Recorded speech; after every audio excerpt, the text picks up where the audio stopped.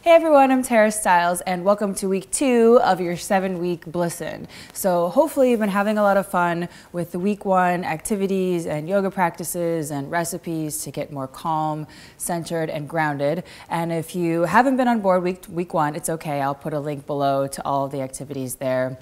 And these videos have a playlist for all of the activities as well. So just keep clicking and you'll find your way around. But week 2, I figured we could focus on balance. So I know it's a very broad, expansive topic: balance in the body, balance in your mind, balance in your entire life. And I wanted to share with you an amazing book by 2 really good friends of mine, Deepak Chopra and Dr. Rudy Tanzi, called Super Brain. And I've known about this book, that this book was going to happen, the collaboration between the 2 of them, for a long time. It is totally amazing. It's a New York Times bestseller. And you should definitely get it. It's a great gift to give to yourself for the holidays, great gift to give your family. And the 2 of them together, I don't know if you guys know, Deepak has this really great conference called Sages and Scientists, where he brings together people from the scientific community and people from the spiritual community. And it's like a TED conference where they get up and they, give a presentation on their area of expertise. And I get to go a lot and lead yoga and just learn so much and be around awesome people. So that's how I met Rudy, actually. But so we became good pals, and this book is awesome. And it talks a lot about the brain-body connection with regards to physical health, mental health, disease prevention, things like that, and also spiritual well-being. All right, so I just thought I would read a little bit about this. And also, if you're keeping up, just having a notebook nearby, I'm not like a hardcore journaler or anything like this. I do have a million of these filled with, my random thoughts, some of them deep, some of them not, but some of them lists for groceries. But these are really great to keep around. Again, they're only like 99 cents at the drugstore, and there you go. So, okay, so this is on page 56.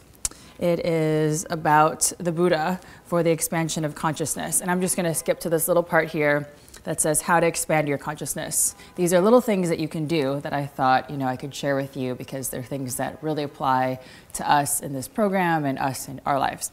So put a higher value on being awake, aware, and alert. That's a good one. So, if you're finding yourself walking around sleepy and comatose and just going through the motions, put a higher value on being awake, aware, and alert. Resist conformity. That's a good one. I'm already doing that. Resist conformity. Don't think and act like everyone else. So if you are someone who tends to try to fit in with the crowd and do that, even if it's against who you are, resist that. You know me, rebel yoga, the whole thing. Who made the rules? Make your own rules. Think about that, just making your own rules. Think about making your own choices, not necessarily swimming with all the other fishes. Value yourself. Don't wait for the approval of others to validate you. Instead of desiring external validation, strive to help others.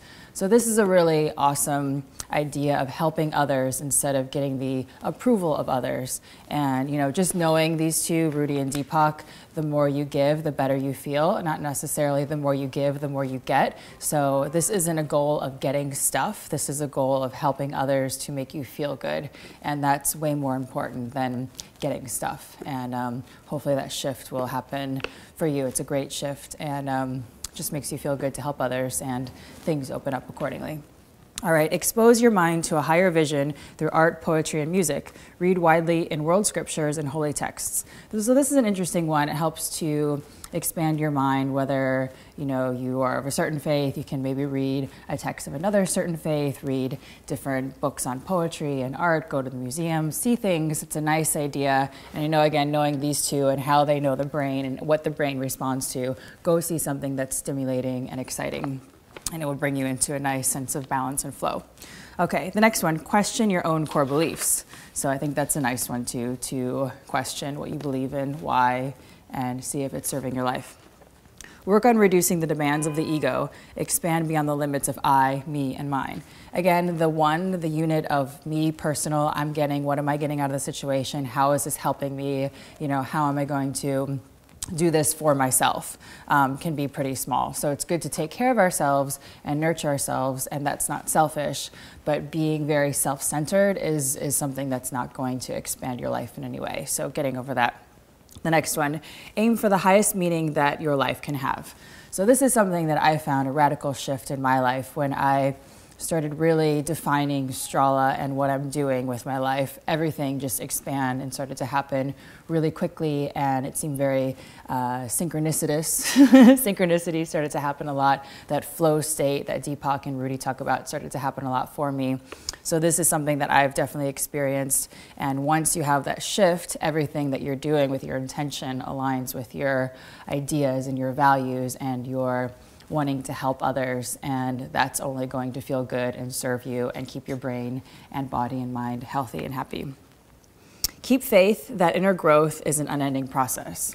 This is a good one too. So I think sometimes with self-growth, we're like, yeah, I'm done. I do yoga, I meditate, I drink green juice, I'm done, I'm happy, I'm done. So I think it's important to think that we're all, and remind ourselves that we're all at the beginning, we're all learning, we're all growing. At Strala, we have our teachers, they're called guides. So we're guiding the classes instead of teaching. So I like this idea of everybody's involved in the learning process instead of the teachers are here and the students are here. We don't have students with Strala, we have people, and people are people. Okay, so the last one, walk the spiritual path, however you define it, with sincerity and hope.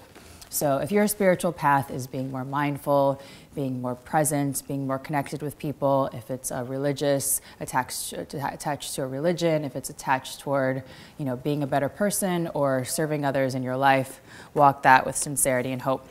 And I think all of these things combined will bring balance in the brain, balance in the body, and balance in our lives. So I just wanted to share that. Please pick up the book. It's amazing. I love it. And before I go today, I just want to share with you my couple knitting projects. This is going to be a hat for my friend Kalia. 3 colors. I have to pick the other 2 colors. And this, I don't know yet. I just knitted on 40, and it's just this really long. It might be one of those like scarves that go around. And I had this crazy idea of like knitting and putting something on my entire brick wall in the living room, like a big quilt connected together. So I don't know if that's too ambitious or if that would even look good, but this might be a square for that. So anyway, if you're knitting, let me know, share your knitting projects, and make sure to meditate on balance if you would like to do that. Meditate daily. It's a very useful and practical, simple tool that we can all do. I sit over there on those little blankets when I wake up, a couple of breaths, and I'm good to go. I can even do it in bed as well. So no excuses, it feels great, and I'll see you guys soon. Have an awesome day. Bye. Super brain. Okay, see you later.